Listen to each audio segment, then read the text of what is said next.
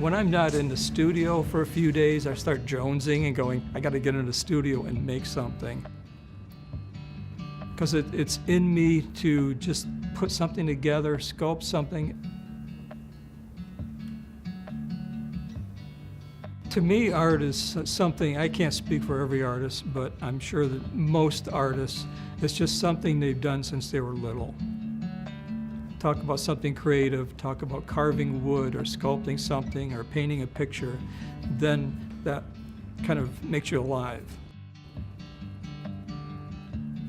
What do I love about art? What do I love about it? It's something that you're kind of entrusted with, and you want to be trustworthy and you want to give people good things.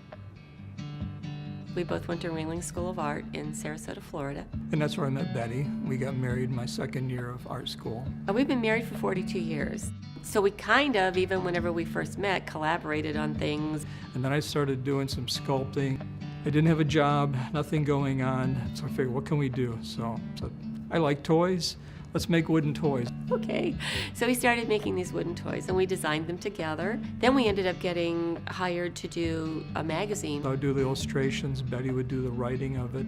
We had a small line of greeting cards that we worked on together.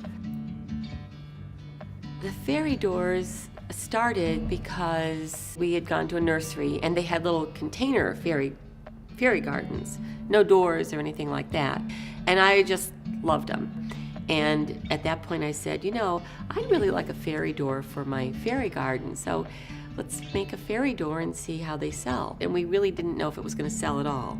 And it sold. It sold really, really well. So the first one that we did was the little medieval door. And we worked on the design of that together. I got an idea what I want to do. I might make a basic sketch. Depends on how much detail is in it, how much design. And just go in and start sculpting.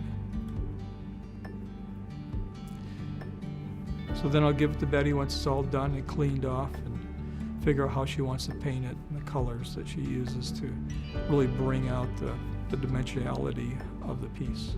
And I use a vinyl-based paint. So between the resin and the vinyl-based paint, you can put these outside. They weather really, really well.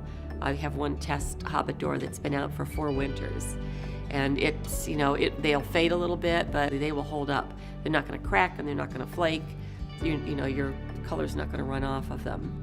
So each one is handled many times during the process, as each one is hand done. Our customers are also varied. We have people that just have their own fairy gardens. And then we have people that they're building their fairy garden either for their children or their grandchildren. And these people are just so awesome because they're so excited, and they'll even like get back to us and let us know, like, oh, my granddaughter just loved that, and she had the little mushroom home, and when she comes to visit, I move the mushroom home, and she has to find it because I tell her that the fairies have moved the home. So you get people that are just so involved in it, and they like the product so much that you feel good about making it. It's an age-old question. You want to make things that you love doing, but you also, in the back of most artists' minds, is this going to sell? But you try not to bring it in the forefront because you really want to do what you love. And eventually, that will win out. If you got something that you really enjoy doing, you love doing, people can tell it in your work.